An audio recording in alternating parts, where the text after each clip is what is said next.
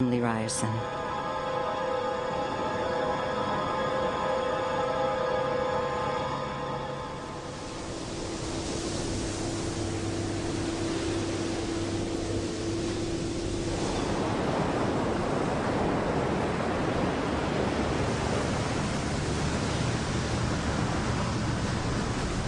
The next clue in the great ship's demise is being pulled from the ocean bottom.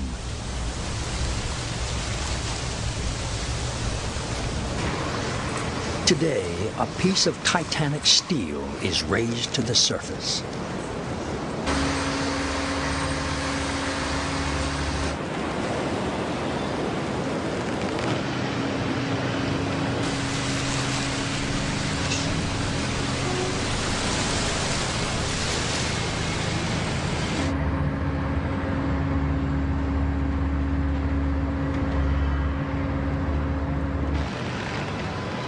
As the historic relic rises over the nadir, a sense of awe and reverence is felt among the crew.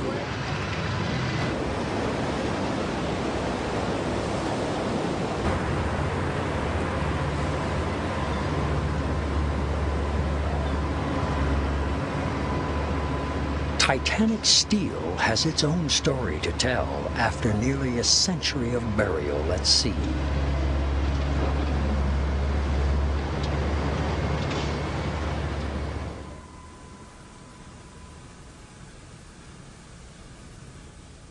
The night of the disaster, many survivors claim they heard incredible noises, awful and frightening sounds.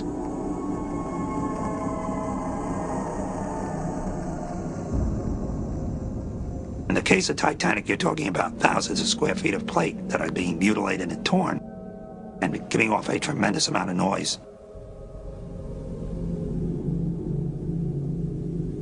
Is it possible that the noises heard that night were Titanic steel plates shattering like glass? To answer this question, a key piece of evidence is headed for America.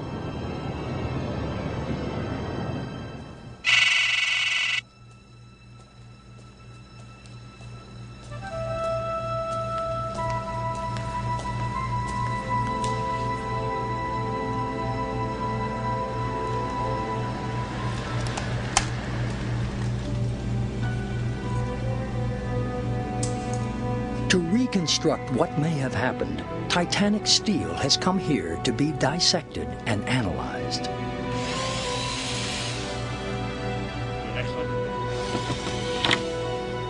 Under the guidance of metallurgist Professor H.P. Lely, a team will test to see if Titanic steel is especially brittle.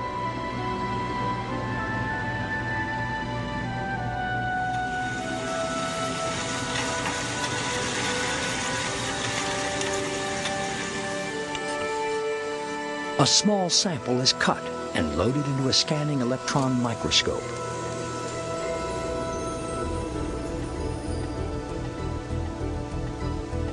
Metallurgists Chris Ramsey and Scott Miller peer deep into the steel's microstructure. Pearlite, lots of inclusions. Let's focus it real fast. And then go back down in magnification, see what we have.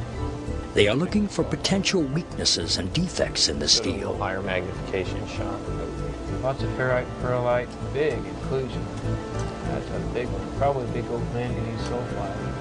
That's a big one. Big manganese sulfide. As they suspected, the steel is full of large manganese sulfide inclusions. Chemical imperfections that create weak areas which cause the steel to be brittle.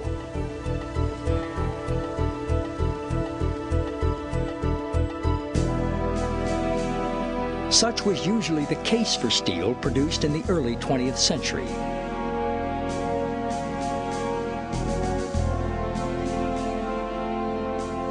Steels in the turn of the century were made in very small lots, maybe 70 tons, whereas today we make them in 400-ton batches. Quality control was a problem in those days. Certainly compared to today's steels, this is inferior. But for the steels at the time, it was probably about as good as they could do. We got pearlite, You wouldn't want to build a ship out of this stuff today.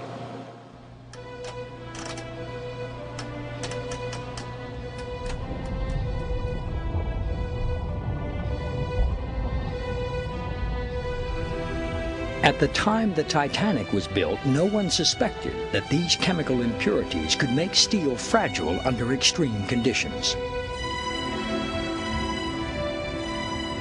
Investigators suspect that the extreme cold water temperatures of the North Atlantic caused the steel to become even more brittle. The waters of April 14 to 15, 1912 are unusually cold for the Atlantic at that time of year. 28 degrees seawater is not the ordinary seawater you find in April.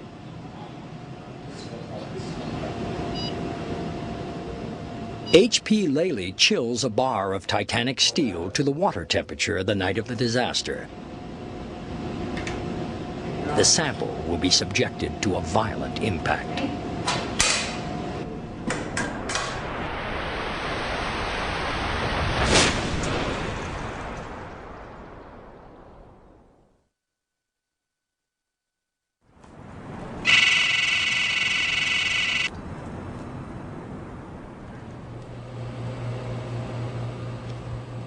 The fractured piece of Titanic is sent to another lab to be examined by mineral scientist Timothy Fakey.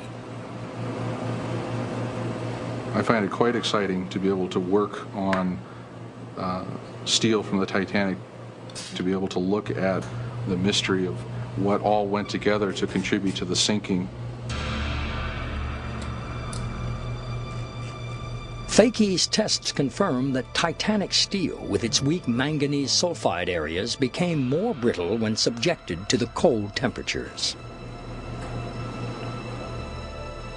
The fracture surface shows 95% of the grains in the sample cracked.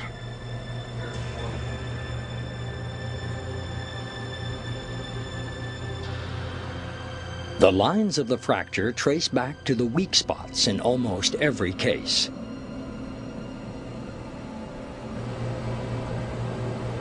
So you see the effect of manganese sulfide particles on the fracture behavior of this steel. More or less, when you take the steel down to a lower temperature, you're actually shattering something that's just full of holes.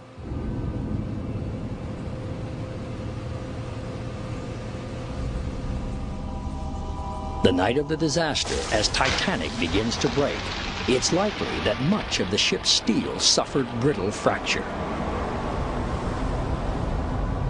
This new evidence supports what some survivors heard.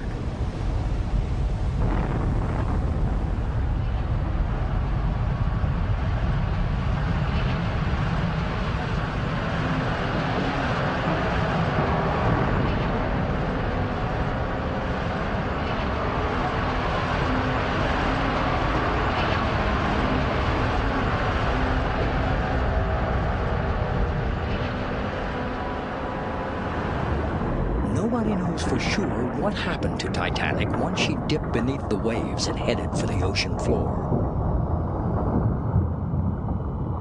Researchers want to know how the bow escaped relatively unscathed.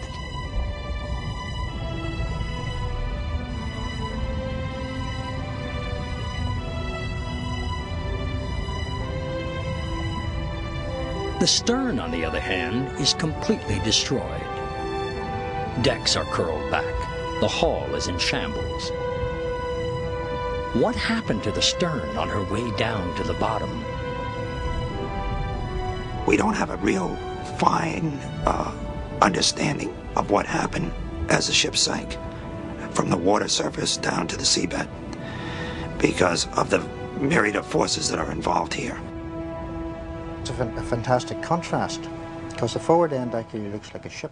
David Livingstone and Bill Garski are trying to reconstruct what happened to the bow and the stern once they slipped beneath the surface. It still looks very much like a ship. The railings are there.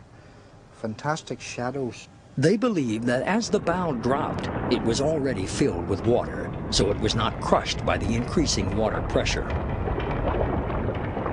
The bow actually is in good condition compared to the stern because of the equalization of pressure during the sinking process of the surface.